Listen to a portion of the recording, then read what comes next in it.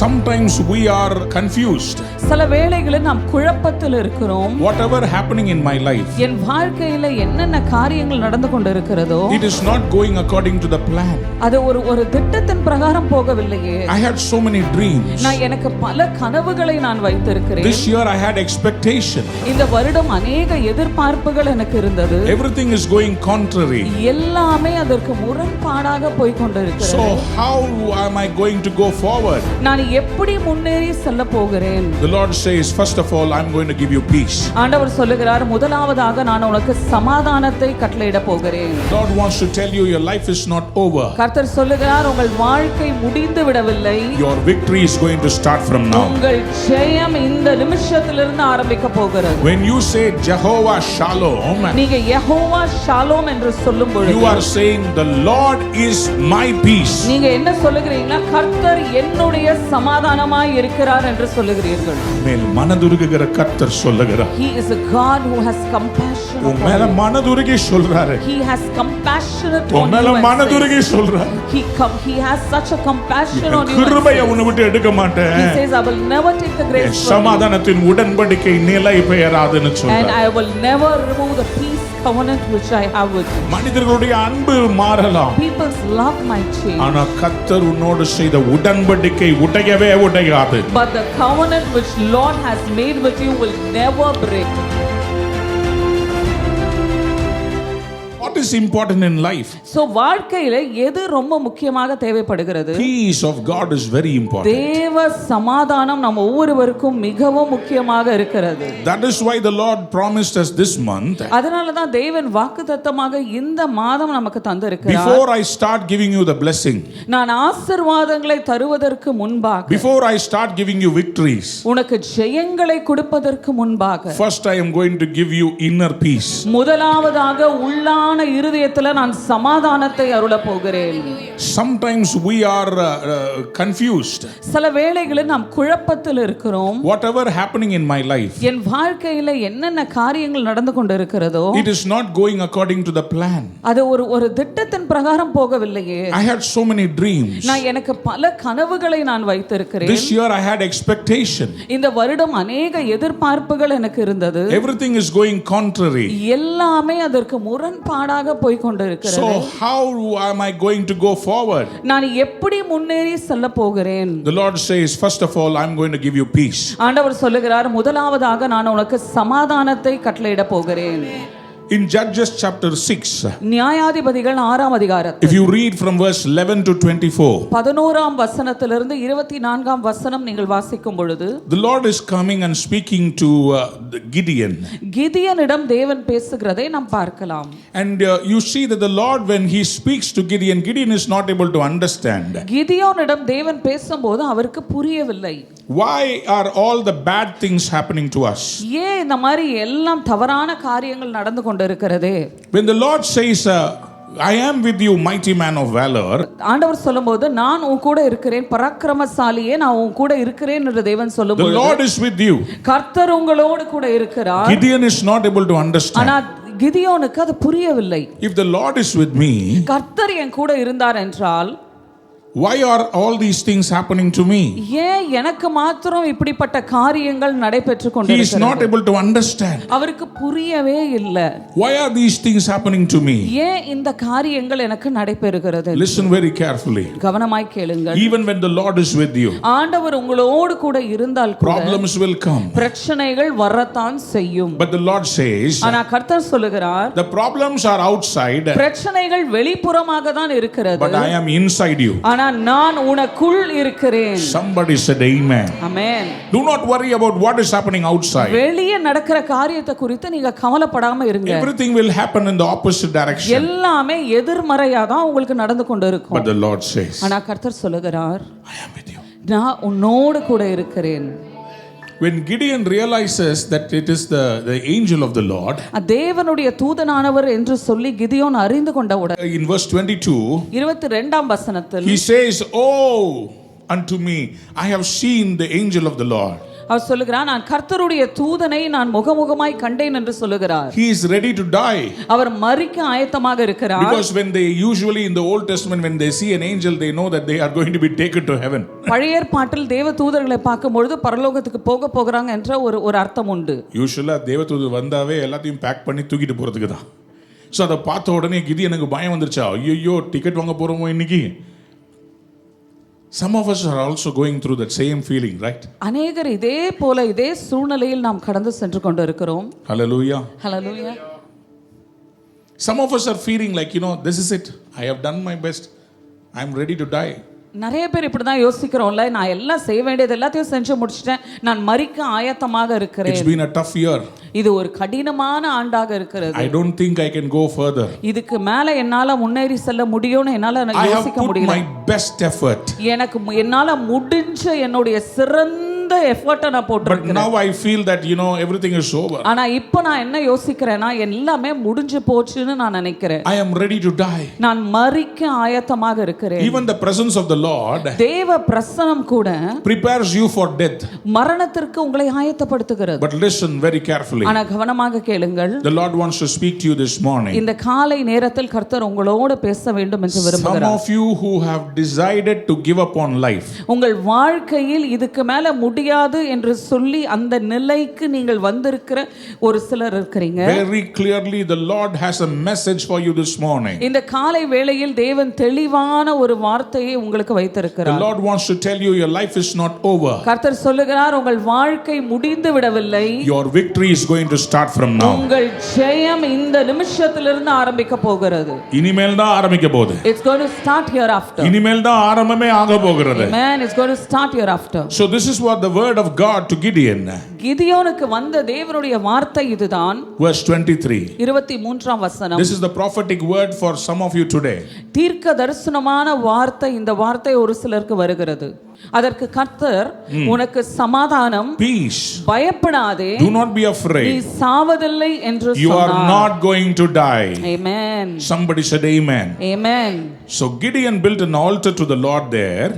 கிதியோன் கர்த்தருக்கு ஒரு பலிபீடத்தை கட்டி and called it the Lord is peace. Amen. அதற்கு யெகோவா ஷாலோம் என்று பெயரிட்டான். அபியேசரின் ஊராகிய ஓப்ராவில் இருக்கிறது. யாராவது ஒரு அல்லேலூயா சொல்லுங்க. ஹalleluya. Hallelujah. Hallelujah. You are not going to die. நீங்கள் சாவதில்லை.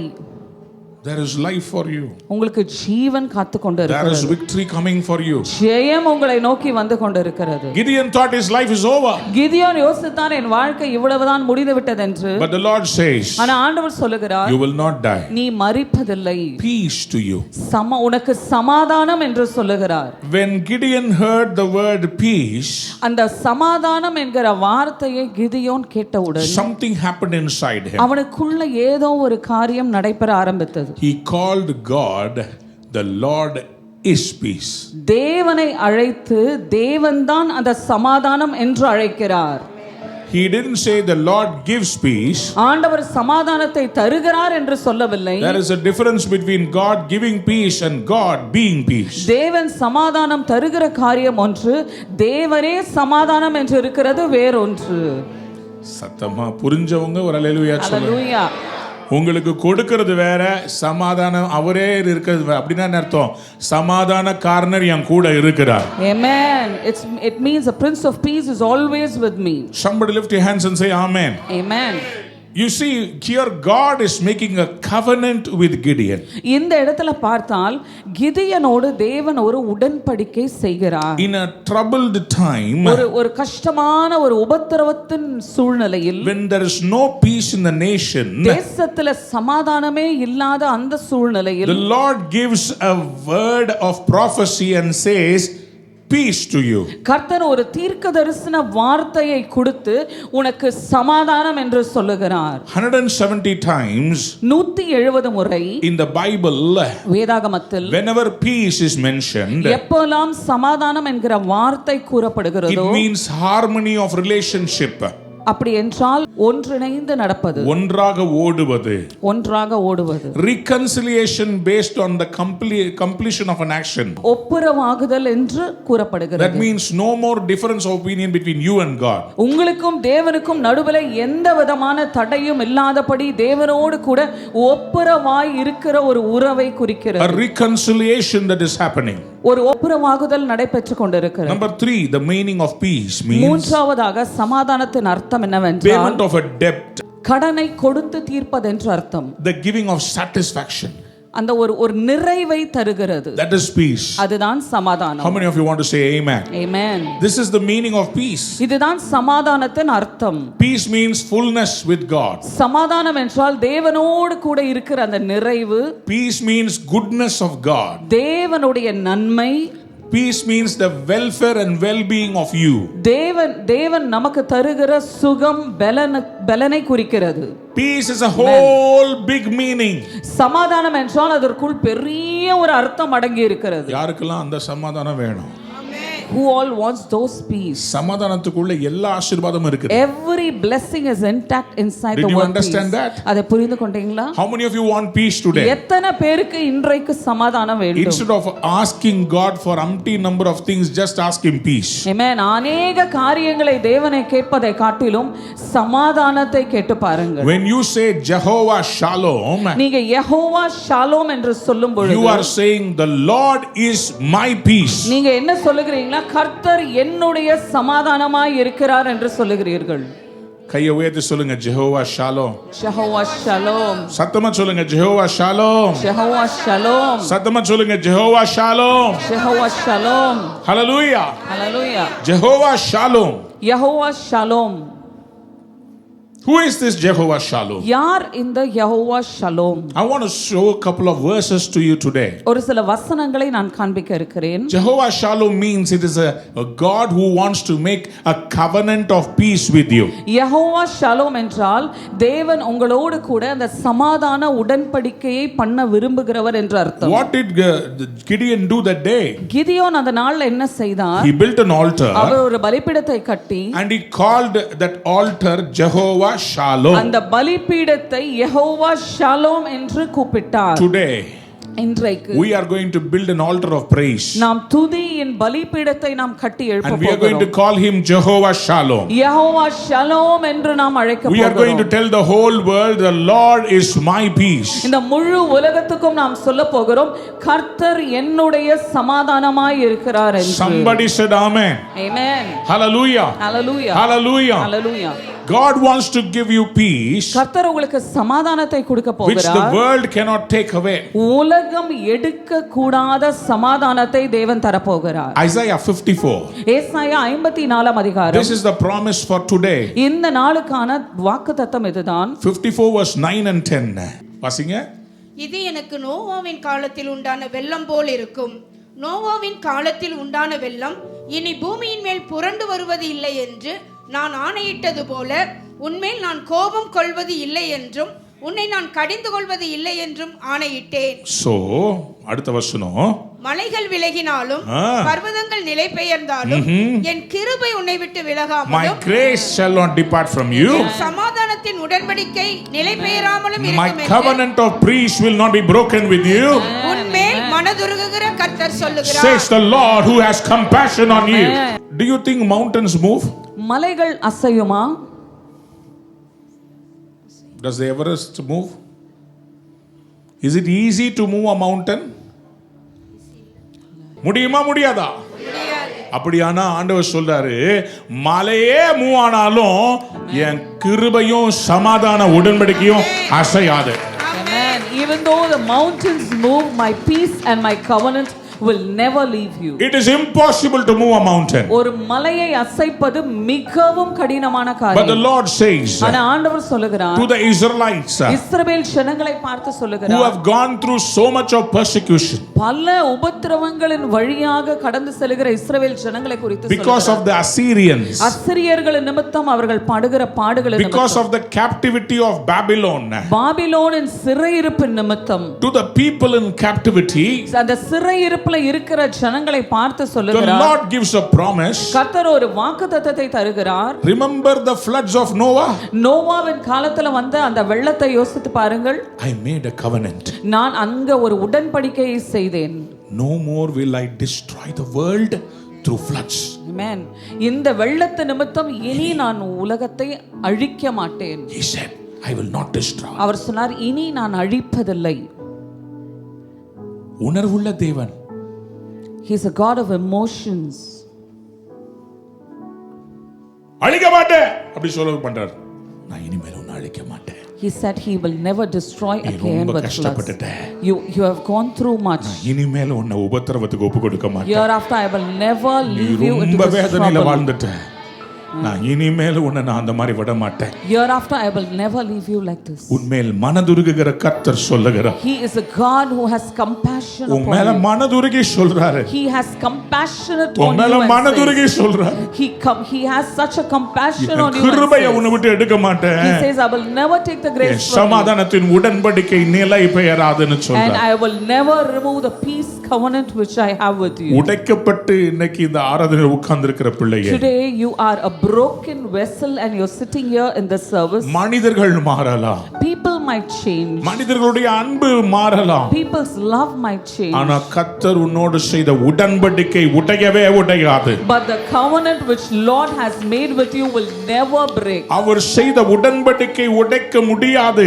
No one can break that covenant which God has done with you. Listen very carefully. கவனமாக கேளுங்க. God did not write a contract with you. கர்த்தர் உங்க கூட ஒரு contract எழுதவில்லை. There is a difference between a contract and a covenant. கவனன்ட்டுக்கும் கான்ட்ராக்ட்டுக்கும் நிறைய வித்தியாசங்கள் இருக்கிறது. Contract is temporary. கான்ட்ராக்ட் தற்காலிகமாக உள்ளது. Your company gives you an appointment letter, it is a contract. உங்க கம்பெனி ஒரு அப்பாயின்ட்மென்ட் லெட்டர் கொடுத்தா அது கான்ட்ராக்ட். Agreement is temporary. அக்ரிமெண்ட்டும் தற்காலிகம் தான். Agreement means two people agree to do something together. Agreement என்றால் ரெண்டு பேர் இணைந்து ஒருமனப்பட்டு ஒரு காரியத்தை செய்வது. One party does not fulfill, ஒரு பார்ட்டி அதை செய்யவில்லை என்றால் the agreement is cancelled. அந்த அக்ரிமெண்டை அவர்கள் ரத்து செய்து விடலாம். That is agreement. அதுதான் agreement. You do this thing, I do this thing. நீங்க இந்த காரியத்தை செய்யுங்க, நான் இந்த காரியத்தை செய்கிறேன். But what is covenant? ஆனா உடன்படிக்கை என்றால் என்ன? Covenant means உடன்படிக்கை என்றால் I am going to bless you no matter what you do, I am going to love you. நீ என்ன செய்தாலும் செய்யலனாலும் உன்னை நேசிக்க போகிறேன், உன்னோட கூட நான் உடன்படிக்கை பண்ணி இருக்கிறேன். Somebody lift your hands and say amen. Amen. யாராவது கையை உயர்த்தி ஒரு பெரிய அல்லேலூயா சொல்லக்கூடாது. Hallelujah. Ezekiel is prophesying. எசேக்கியேல் தீர்க்க தரிசனம் உரைக்கிறார். In Ezekiel chapter 34, எசேக்கியேல் 34 அதிகாரம் verse 25, 25 வசனம். there is something prophetic that Ezekiel is bringing to the people. ஜனங்களுக்கு ஒரு தீர்க்க தரிசனமான காரியத்தை எசேக்கியேல் கொண்டு வந்து The கொண்டிருக்கிறார். Lord is prophesying through Ezekiel to the people in captivity. சிறையிருப்புல இருக்கிற ஜனங்களை பார்த்து ஆண்டவர் எசேக்கியேல் மூலமாக தீர்க்க தரிசனம் உரைக்கிறார். They are under captivity. அவங்க மிகுந்த சிறையிருப்புல மாட்டிக்கொண்டு But the இருக்கிறார்கள். prophecy is coming the opposite way. ஆனா நேர்மறையாக தீர்க்க தரிசனம் அவர்களை நோக்கி The வருகிறது. Lord says, கர்த்தர் சொல்லுகிறார், I will make a covenant of peace with them. நான் அவர்களோடு சமாதான உடன்படிக்கை செய்வேன் என்று சொல்லுகிறார். யாராவது ஒரு ஆமென் சொல்லுங்களேன். ஆமென். The Lord says, I will make with them a covenant of peace. ஆண்டவர் சொல்லுகிறார், அவர்களோடு சமாதான உடன்படிக்கை செய்வேன். And I will cause the evil beast to cease out of the land. அந்த மிருக ஜீவன்களை தேசத்தில் இராதபடி நான் ஒழிய பண்ணுவேன். No more will the wild beasts scare you. அந்த துஷ்ட மிருகங்களை உங்களை விட்டு விலக்குவேன். இனிமேல் உங்களை பயமுறுத்த முடியாது. They will not threaten and frighten Why? you. எதற்காக? Because God is becoming your peace. ஏனா கர்த்தரே உங்கள் சமாதானமாய் மாறுகிறது நிமித்தம். You shall dwell safely in the wilderness. நீங்கள் சுகமாய் வனாந்தரத்தில் வாசம் செய்ய எத்தனை போகிறீர்கள். பேர் ஆமென் சொல்லுவீங்க? ஆமென். Can you lie down in the forest and sleep peacefully? இப்படிப்பட்ட காடுல சமாதானமா நீங்கள் படுத்து நித்திரை கொள்ள முடியுமா? Never. இல்ல நீங்க செய்யவே Because முடியாது. the lion will be roaring. ஏனா அந்த சிங்கம் வந்து அந்த இடத்துல வந்து கொண்டிருக்கும். The jackals will be roaming around you. எல்லா ஓநாய்களும் உங்களை சுத்தி வந்து கொண்டிருக்கும். When to devour you. எப்ப உங்களை கடிச்சு கொதறலாம்னு காத்துக்கிட்டு இருக்கும். But the Lord says, ஆனா கர்த்தர் சொல்லுகிறார், when I make a covenant of peace with you, நான் உன்னோடு கூட அந்த சமாதான உடன்படிக்கையை செய்யும் பொழுது, the wild beast will not come near you. துஷ்ட மிருகங்கள் உன் பக்கத்தில் வர முடியாது. When God makes a covenant with you, கர்த்தர் உங்களோடு கூட அந்த உடன்படிக்கையை செய்யும் பொழுது, nobody can come against you, nobody can touch you. யாரும் உங்களுக்கு விரோதமாக வர முடியாது, யாரும் உங்களை தொட முடியாது. நான் அந்த கையை தட்டி ஒரு ஆமென் சொல்லிருப்பேன். ஹalleluya. நல்ல கையை தட்டி சொல்லுங்க ஆமென். பக்கத்துல இருக்கிறவங்கள பார்த்து இப்படி காமிச்சு சொல்லுங்க, சுண்டு விரல் கூட என் மேல படாது. உங்க வீடுகள்ல சமாதானமா நீங்க நித்திரை பண்ண போறீங்க. Amen. You're going to lie at peace in your house. ஏங்க காட்டிலேயே நித்திரை பண்றதுக்கு சமாதானத்தை தர்றேன்னு சொல்றவரு உங்க வீட்டுல சமாதானமா நீங்க படுத்துறதுக்கு கர்த்தர் உங்களுக்கு கிருபை தர மாட்டாரா? Amen. God will give you the grace to be at peace and sleep peacefully in your house. வியாதி என்கிற துஷ்ட மிருகம் உங்க பக்கத்துல வராது. Amen. The wild beast of sickness and disease will never come near you. கடன் பிரச்சனை என்கிற துஷ்ட மிருகம் பக்கத்துல வராது. The wild beast of death will never come near you. உங்களுடைய வருமானத்தை அப்படியே உறிஞ்சு எடுக்கிற அந்த பிசாசின் தந்திரங்கள் இனிமேல் உங்க பக்கத்துல வராது. Every demonic plans to just take away your finances will never come near you. Because God says, I am entering into a covenant of peace with you. ஏனா கர்த்தர் சொல்லுகிறார், நான் உன்னோடு கூட அந்த சமாதான உடன்படிக்கைக்குள் நான் வருகிறேன். What is a covenant? உடன்படிக்கை என்றால் என்ன? Listen very carefully. கவனமாய் கேளுங்கள். When God establishes a covenant, கர்த்தர் ஒரு உடன்படிக்கை செய்யும் பொழுது, it is irrevocable.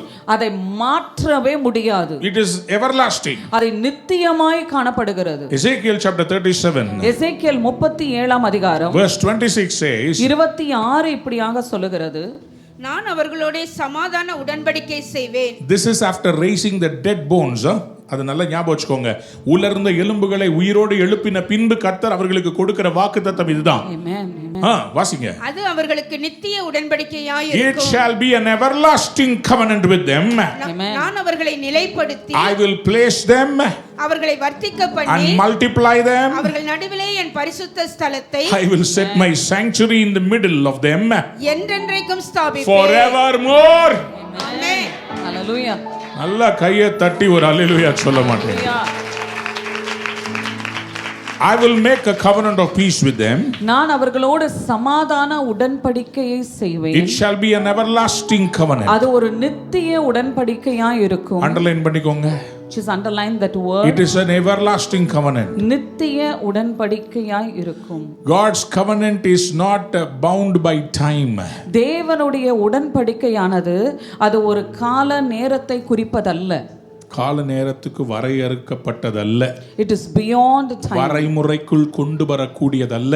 And you can never bring anything inside that time frame. தேவனுடைய உடன்படிக்கை தலைமுறையாய் உங்களோடு தங்கும். Amen. The covenant of God is coming for generations to generations upon you. அற்புதம் அவ்வப்போது நடக்கும். Miracles will happen now and then. அது சாதாரணமான வாழ்க்கை. This is such as ordinary life. உடன்படிக்கையில் வாழ்கிறவர்களுக்கு வாழ்க்கையே அற்புதமாக இருக்கும். Amen. Those who live in a covenant lifestyle, their whole life will be a miraculous lifestyle. யாருக்கெல்லாம் அப்படிப்பட்ட ஒரு வாழ்க்கை வேணும் அவங்க சொல்லுங்க. How many of you want that lifestyle? இன்னைக்கு உங்களோட கர்த்தர் ஒரு உடன்படிக்கை செய்ய போகிறார். God wants to make a covenant with you. உன் வாழ்க்கையில அற்புதம் வந்து போறதில்ல, வாழ்க்கையே அற்புதம்.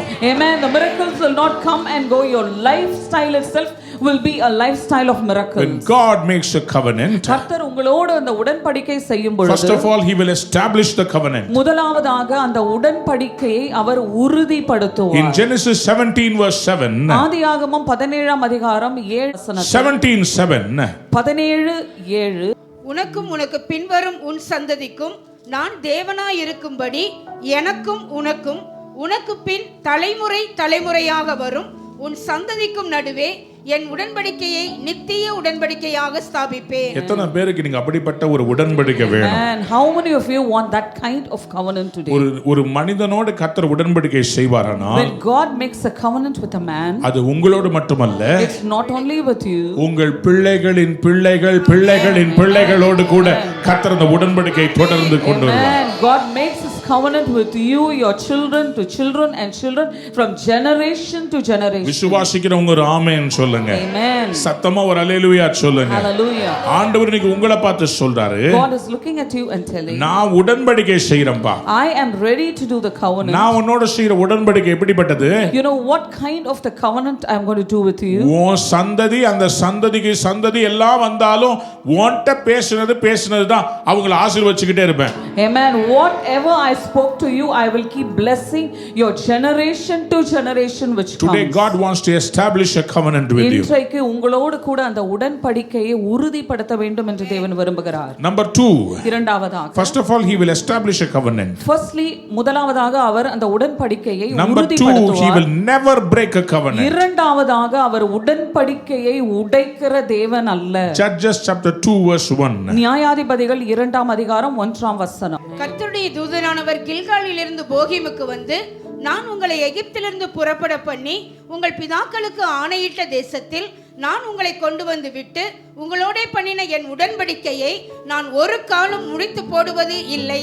Whenever the Old Testament says the angel of the Lord, எப்பொழுதெல்லாம் பழைய ஏற்பாட்டு கர்த்தருடைய தூதரானவர் என்று it சொல்லுகிறாரோ, means Jesus Christ. அது இயேசு கிறிஸ்துவை குறிக்கிறது. எத்தனை பேர் ஆமென் சொல்ல விரும்புறீங்க? Amen.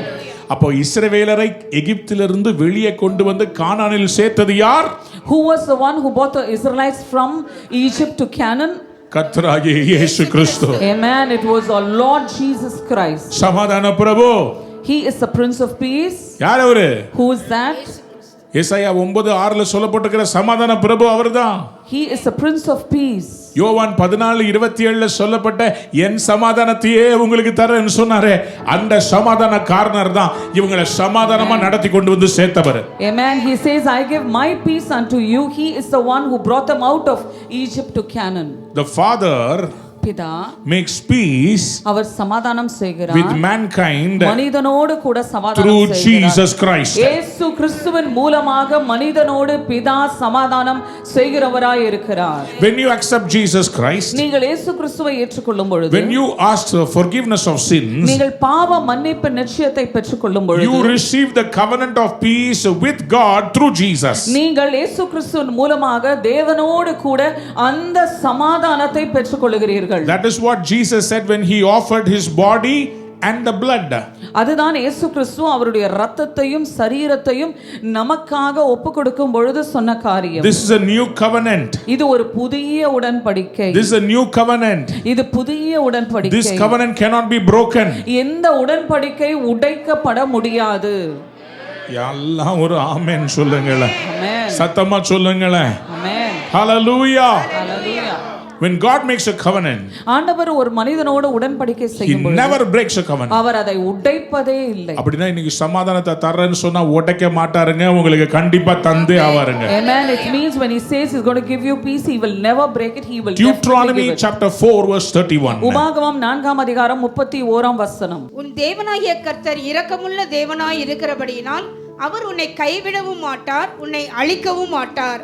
உன் பிதாக்களுக்கு தாம் ஆணையிட்டு கொடுத்த உடன்படிக்கையை மறக்கவும் மாட்டார். Number 3, God will never forget the covenant. மூன்றாவதாக தேவன் உடன்படிக்கையை மறக்கிற தேவன் அல்ல. When God remembers the covenant, தேவன் அந்த உடன்படிக்கையை அவர் நினைவு கூரும் பொழுது, he will bless you. அவர் உங்களை He will ஆசீர்வதிப்பார். deliver you. அவர் உங்களை விடுவிப்பார். எத்தனை பேர் ஆமென் சொல்ல விரும்புறீங்க? Amen. Whenever God remembers the covenant, எப்போலாம் தேவன் உடன்படிக்கையை நினைவு கூறுகிறாரோ, it is time for God to deliver you.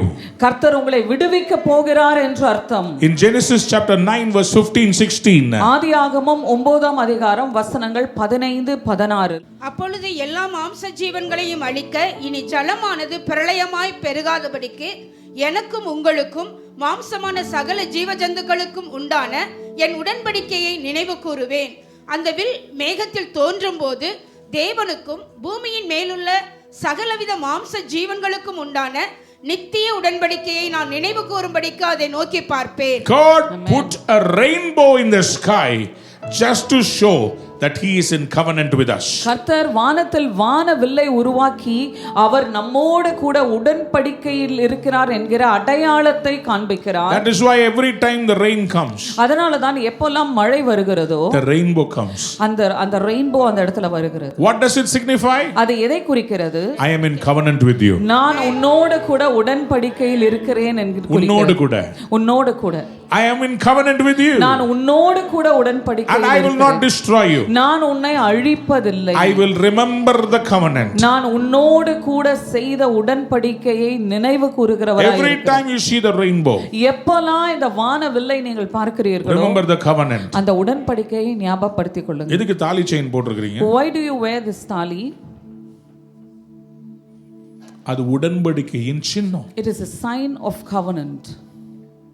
அது எதை குறிக்கிறது? What does it denote? என் கணவர் எனக்கு சொந்தம்னு சொல்லி என் கணவர் எனக்கு கொடுத்திருக்கிறார்.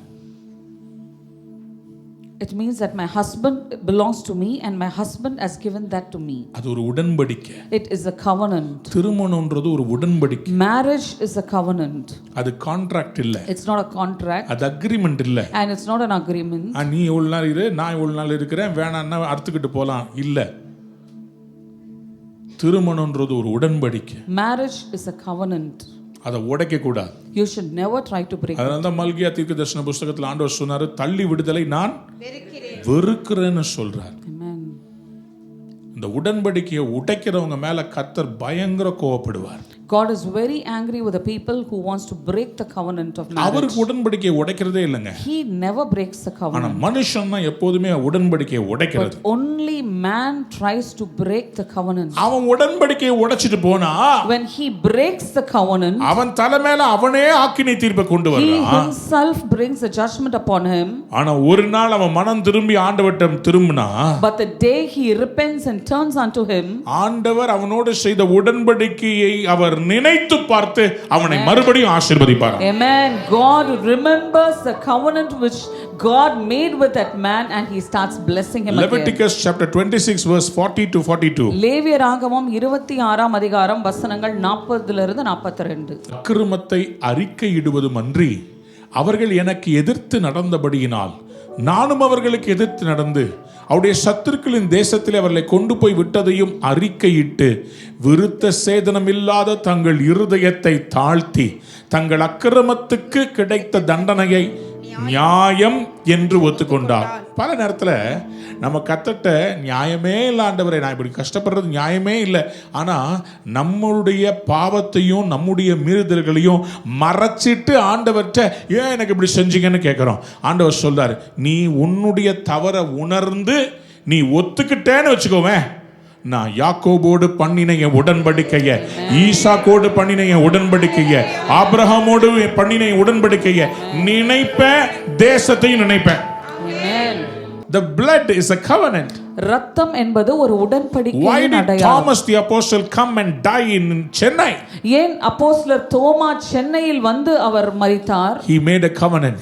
அவர் ஒரு உடன்படிக்கை செய்தார். Lord, I want India to be saved. ஆண்டவரே, இந்திய தேசம் ரட்சிக்கப்பட வேண்டும் என்கிற உடன்படிக்கையை அவர் I செய்தார். believe with all my heart. நான் என் முழு இதயத்தோடு நான் When the விசுவாசிக்கிறேன். churches repentant to confess before God. சபைகள் இணைந்து தாழ்த்தி மன்னிப்பு கேட்டு தேவனுக்கு முன்பாக தங்களை தாழ்த்தும் பொழுது, Ezekiel chapter 16 verse 60. ஆகிலும் உன் இளவயதின் உன்னோடே பண்ணின என் உடன்படிக்கையை நான் நினைத்து நித்திய உடன்படிக்கையை உனக்கு ஏற்படுத்துவேன். யாராவது ஒரு அல்லேலூயா சொல்லுங்களேன். ஹalleluya, Hallelujah. Hallelujah.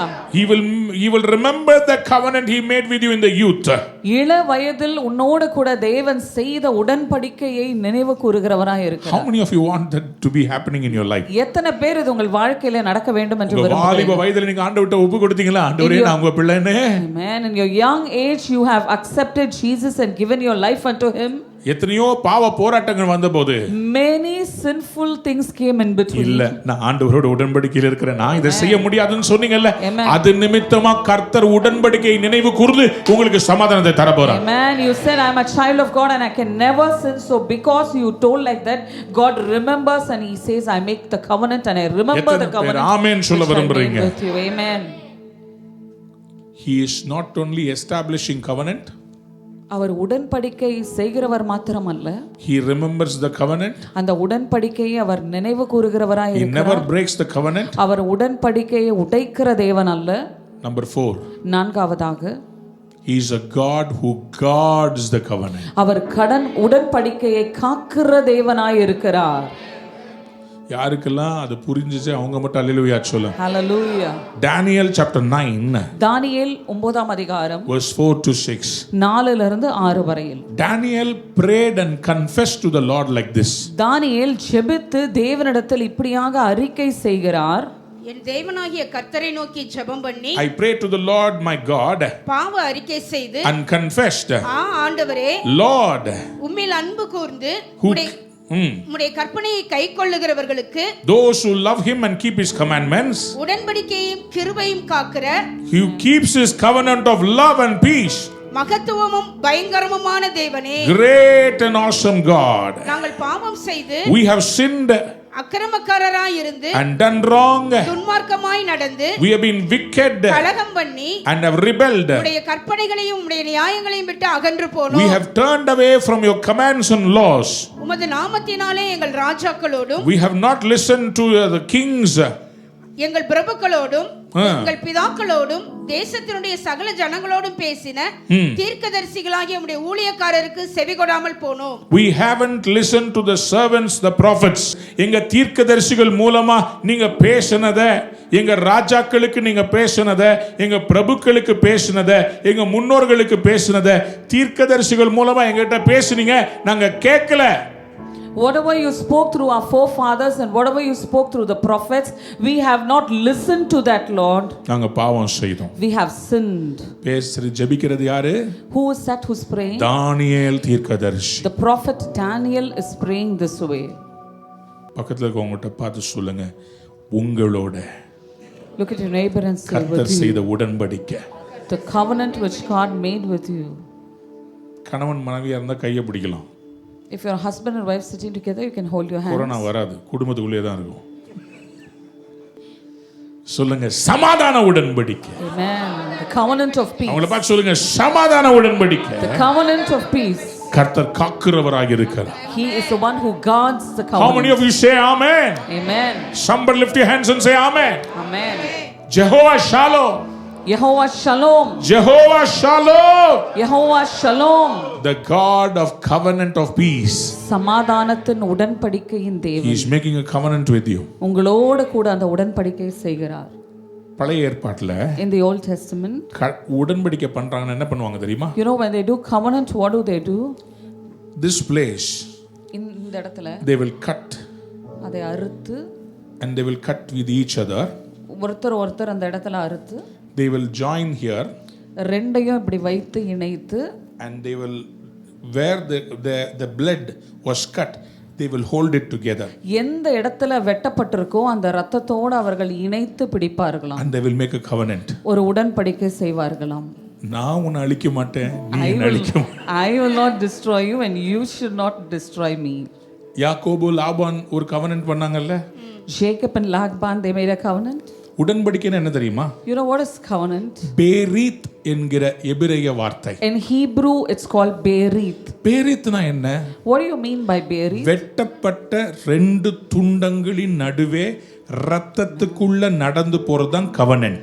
Amen. The flesh is cut in between and in between there's a space and when you walk through that space and go, that is a covenant. 15ஆம் அதிகாரத்திலே Genesis chapter 15, ஆபிரகாம் ஆண்டவருக்கு பலியிட்டு Abraham was sacrificing. அப்படியே தூக்கமயமா இருக்கும்போது When he was sleepy, திடீரென்று சொல்லி suddenly சூரியன் அஸ்தமிக்கிற அந்த நேரத்துல the moment the sun came down, காரிருள் அப்படியே இருக்கும்போது when the darkness was was surrounding. திடீர்னு பார்க்கிறாரு, Suddenly he sees, புகைக்கிற ஒரு சூளை he sees a smoky fire. அந்த துண்டங்களின் நடுவே கடந்து போகிற அக்கினி ஜுவாலையை பார்த்தார். He sees the flames of fire which is going across the cut place. வெட்டப்பட்ட அந்த மிருகத்தினுடைய அந்த ரெண்டு துண்டங்களின் நடுவில் இருக்கிற ரத்தத்துல the blood in between the cut pieces of flesh of the அக்கினி animal. ஜுவாலை கடந்து போனது. The flames of fire went in front. 18 வசனம் சொல்கிறது, Verse 18 says, அந்நாளிலே கர்த்தர் ஆபிரகாமோடு உடன்படிக்கை பண்ணி, God made a covenant through blood. Amen. ரத்தத்தினால ஆபிரகாமோடு தேவன் உடன்படிக்கை செய்கிறார். சிந்தப்பட்ட இயேசுவின் ரத்தத்தின் மூலமாய் கர்த்தர் நம்மோடு உடன்படிக்கை பண்ணியிருக்கிறார். Amen. Through the shed blood of Jesus Christ, he has made the covenant with us. ஆகவே நாம் ஆபிரகாமின் சந்ததியாய் மாறி விடுகிறோம். So we are becoming the generation of Abraham. ஆபிரகாமுக்கு சொல்லப்பட்ட அதே தீர்க்கதரிசனம் உங்களுக்கு எனக்கு பலிக்க போகிறது. Every prophecy spoken over Abraham is going to come upon us. எத்தனை பேர் இன்னைக்கு ஆமென் சொல்ல விரும்புறீங்க? How many want to say amen?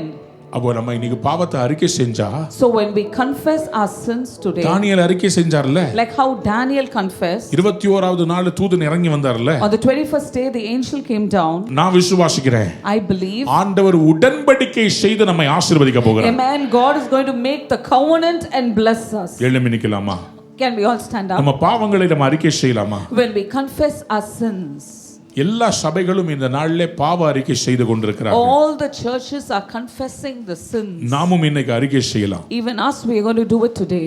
எல்லாம் கண்களை மூடி, Can we all close our eyes கைகளை உயர்த்தி, and raise our hands? நம்ம எல்லாரும் இப்போ மனம் திரும்பி ஜெபிக்கலாம். We are going to repent and ask forgiveness. என்னென்ன பாவம் செய்தோமோ Whatever sins we have அது done, எல்லாம் கர்த்தர் மன்னிக்கும்படி கேட்கலாம். we are going to ask the Lord to forgive and we are going to repent in front of Him. தானியேல் கதறி சொன்னார், Like how Daniel spoke unto the Lord. நாங்கள் பாவம் செய்தோம், Lord, we have sinned, Lord. அக்கிரமக்காரராய் இருந்தோம், We have done so many things wrong, Lord. துன்மார்க்கராய் நடந்தோம், And we were wicked people, Lord. கலகம் பண்ணிட்டோம், And we were doing so many things against rebellious. you. We were rebelling against you. கற்பனைகளையும் நியாயங்களையும் விட்டு அகன்று போனோம். We have moved away from the covenants and laws, எங்களை Lord. மன்னியோன்னு சொன்னார். He said, please forgive us, Lord. தீர்க்கதரிசிகளுடைய பேச்சை கேட்காம போனோம். We haven't listened to the words of the prophets.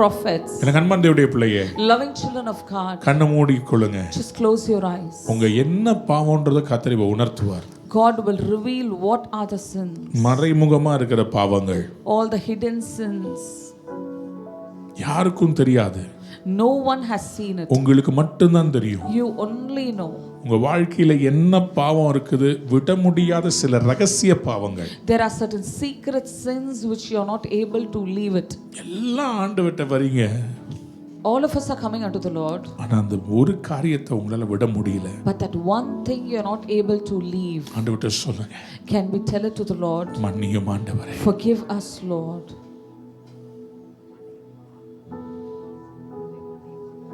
உடன்படிக்கையை காக்கிற தேவனே, You are the God who guards நாங்க the covenant. எல்லாம் இப்ப ஆண்டவர்ட்ட மன்னிப்பு கேட்கிறோம்பா. Lord, we ask forgiveness for all the sins we've done. சபைகளாய் உம்மிடத்திலே மன்னிப்பு கேட்கிறோம். As churches, we come together and ask forgiveness, Lord. ஆசாரியர்கள் ஊழியர்களுடைய பாவத்தை மன்னியும். Please forgive the sins of the priesthood and the people, Lord. ஆசாரியருடைய பிள்ளைகளுடைய பாவத்தை மன்னியும். Forgive the sins of the children of the priest, Lord. சபையின் பாவத்தை மன்னியும். Forgive the sins of the church, Lord. எங்க தலைமுறையில செய்யப்பட்ட பாவங்களை எல்லாம் மன்னியும். Lord, every sins which were done in our generation, forgive எங்க it, Lord. குடும்பத்திலே செய்யப்பட்ட பாவங்களை மன்னியும். Whatever sins was done in our family, forgive, நாங்கள் Lord. தெரிந்தும் தெரியாமலும் செய்த பாவங்களை மன்னியும். Every sin which we knew and we didn't know, Lord, எல்லாம் forgive us, கையை உயர்த்தி Lord. ஜெபம் பண்ணுங்க. Can you just raise your hands and எல்லாம் start கையை praying? உயர்த்தி ஜெபம் பண்ணுங்க.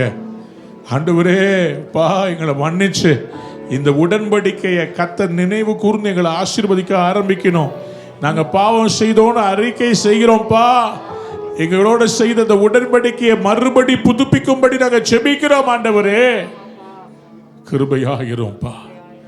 உண்மையா மனம் திரும்பினா உண்மையா கர்த்தர் நினைவு கூர்ந்து இன்னையிலிருந்து ஆசீர்வதிப்பா. எத்தனை பேர் ஆமேன்னு சொல்ல விரும்புறீங்க? தகப்பனே, இந்த நல்ல காலை வேளைக்காக நன்றியோடு துதிக்கிறோம். Father God, thank you for this wonderful morning, Lord. I commit your children into your hands, Lord. உங்க பிள்ளைகளை உங்க கரத்துல நாங்கள் ஒப்பு கொடுக்கிறோம். You are the Jehovah Shalom. நீங்க தான் யெகோவா ஷலோமாய் இருக்கீங்க. You are the peace covenant maker. நீங்கள் தான் அந்த சமாதான உடன்படிக்கை செய்கிறவராய் இருக்கிறீங்க. Lord, I pray that you will establish the covenant. அப்பா எங்களோட கூட அந்த உடன்படிக்கையை உறுதிப்படுத்தும்படியாக நாங்கள் You will remember the covenant. அப்பா உடன்படிக்கையை நினைவு கூறும்படியாக The everlasting covenant. அந்த நித்திய உடன்படிக்கைக்காக Guard the covenant. அந்த உடன்படிக்கையை பாதுகாக்கும்படியாக Bless the people through your covenant. அப்பா உங்க உடன்படிக்கை நிமித்தம் பிள்ளைகளை ஆசீர்வதிங்க அப்பா. After you made the covenant with Gideon, கிதியோனோடு நீங்கள் செய்த உடன்படிக்கைக்கு பின்பாக you defeated the Midianites through Gideon. Gideon மூலமாக அந்த மீதியானியர்களை முறியடித்ததைப் போல You gave a great salvation to the people of Israel. இஸ்ரவேல் ஜனங்களுக்கு எப்படியாக ஒரு பெரிய ரட்சிப்பை கொடுத்தீரோ, Today, as you make the covenant with us, இன்றைக்கு எங்களோடு அதே போல நீர் செய்கிற உடன்படிக்கை நிமித்தம் you will defeat corona in our land. எங்கள் தேசத்துல காணப்படுகிற கொரோனாவை ஜெயமெடுக்க போகிறீர். And we are going to be victorious. நாங்கள் ஜெயாளிகளாக மாறப் போகிறோம். கையை தட்டி வாயை திறந்து ஆமென் சொல்லுங்க. Can you just clap your hands and say amen? அன்பான நேயர்களே, இந்நிகழ்ச்சியில் கொடுக்கப்பட்ட வாக்குத்தத்தங்களும் தீர்க்க தரிசன வார்த்தைகளும் உங்களுக்கு ஆசீர்வாதமாய் இருந்திருக்கும் என்று நாங்கள் நம்புகிறோம். நீங்கள் பெற்ற ஆசீர்வாதங்களையும் ஜெப விண்ணப்பங்களையும் மற்றும் உங்கள் காணிக்கைகளையும் அனுப்ப வேண்டிய எங்கள் முகவரி: ரூவா ஊழியங்கள், எண் 82, ஜவஹர்லால் நேரு சாலை, சிம்ஸ் மருத்துவமனை எதிரில், வடபழனி, சென்னை 26. உங்கள் காணிக்கைகளை ஆன்லைன் மூலமாக எளிதாக செலுத்தலாம்.